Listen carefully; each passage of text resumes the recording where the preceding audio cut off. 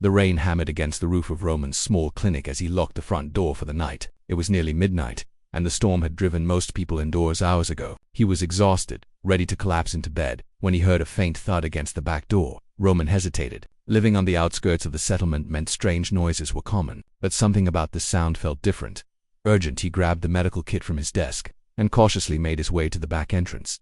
When he opened the door, his breath caught in his throat. A woman lay crumpled on the ground, her body twisted at an unnatural angle, but she wasn't entirely human. Her skin shimmered with an iridescent quality, shifting between deep purple and silver in the dim light. Strange markings covered her arms, glowing faintly beneath the rain-soaked fabric of what looked like armor. Blood dark blue, almost black, pooled beneath her. "God," Roman whispered, dropping to his knees beside her. His hands shook as he checked for a pulse. There was something there, faint and irregular, but definitely alive. He couldn't leave her out here to die. With considerable effort, Roman dragged the woman inside, laying her on the examination table in his treatment room. Under the bright lights he could see the extent of her injuries. Deep lacerations across her torso, what looked like burn marks on her shoulders, and a particularly nasty wound on her left side that was still bleeding profusely. Okay, he muttered to himself, pulling on gloves. Anatomy might be different, but blood loss is universal. For the next 3 hours, Roman worked with steady hands and a racing mind. He cleaned the wounds, stitched what he could, and applied bandages. Her physiology was strange. Her blood coagulated faster than human blood, and her skin seemed to repair itself slightly even as he worked. But she was still critically injured. As dawn broke, the woman's eyes finally fluttered open. Kendall's vision was blurred, her body screaming in pain. The last thing she remembered was the ambushed 12 enemy warships descending on her lone vessel. She had destroyed 7 before taking critical damage and crash landing on this primitive planet. She had expected to die in the mud. Instead, she found herself staring up at a human male with kind eyes and worried expression. "Don't try to move," Roman said gently, placing a hand on her shoulder. "You're safe here. You were badly hurt." Kendall's warrior instincts screamed at her to fight, to flee, but her body wouldn't cooperate. She was too weak, and something about this human's touch was gentle, non-threatening. It had been decades since anyone had touched her without fear or calculation. "Who are you?" she managed, her voice hoarse. "My name's Roman. I'm a doctor. Well, a medic, technically. You collapsed outside my clinic." He offered her a cup of water. "What's your name?" "Kendall," she said after a moment's hesitation. She didn't offer more, revealing her true identity that she was Kendall HFY, queen of the Valtorian Empire and the most feared warrior in the known galaxy, would only complicate matters. Over the following days, Roman tended to Kendall's wounds with unwavering dedication. He asked no questions about where she came from or why she looked the way she did. In a universe where most beings had encountered aliens by now, he simply treated her as he would any patient who needed help. Kendall found herself fascinated by him, this fragile human who possessed none of her strength or power, who couldn't even survive in the vacuum of space, showed a courage she rarely witnessed among seasoned warriors. He didn't flinch at her appearance. He didn't treat her with reverence or fear. He simply cared.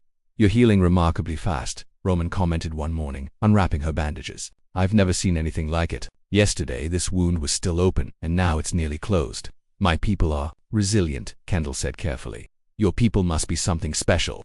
Roman smiled at her, and Kendall felt something strange flutter in her chest. "Though you still need to rest. Whatever happened to you, you're lucky to be alive." If only he knew. Kendall had survived battles that would fill his nightmares. She had conquered star systems, led armies of millions, and defeated challenges in single combat more times than she could count. She was called the Crimson Death, the Starbreaker, the Unconquerable. And yet, here she was, being scolded by a human medic to drink more water and eat properly.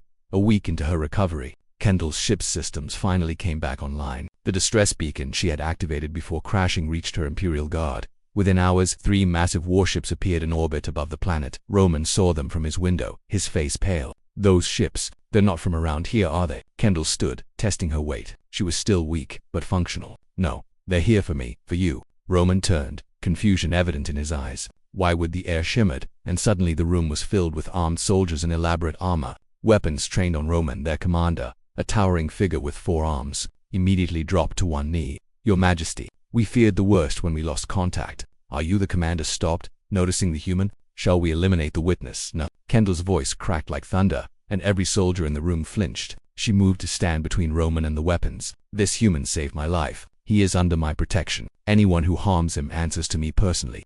Roman stood frozen, his mind struggling to process what he was hearing. "Your Majesty." Kendall turned to him, and for the first time, he saw her as she truly was, not a wounded refugee, but a queen. Power radiated from her stance, authority in every line of her body. I am Kendall HFY, Queen of the Valtorian Empire, ruler of 700 star systems. And you, Roman of Earth, have done what no enemy has managed in 300 years. You brought me to my knees and made me grateful for it. She stepped closer, her hand reaching out to touch his face with surprising gentleness. Thank you for seeing a person, not a queen or a monster, for your kindness when you had no reason to give it. Roman swallowed hard. You're welcome. I think this is a lot to process. Despite everything, the soldiers, the revelation, the impossible situation, Kendall smiled. A real smile, the first in years. You treated the most dangerous warrior in the galaxy with bandages and soup. Somehow, I think you'll manage. As her guard whisked her away to the waiting ships, Kendall looked back at the small clinic and the man who had changed something fundamental in her. She was the strongest warrior in the galaxy, feared by billions, but Roman had defeated her with something far more powerful than any weapon's simple human compassion.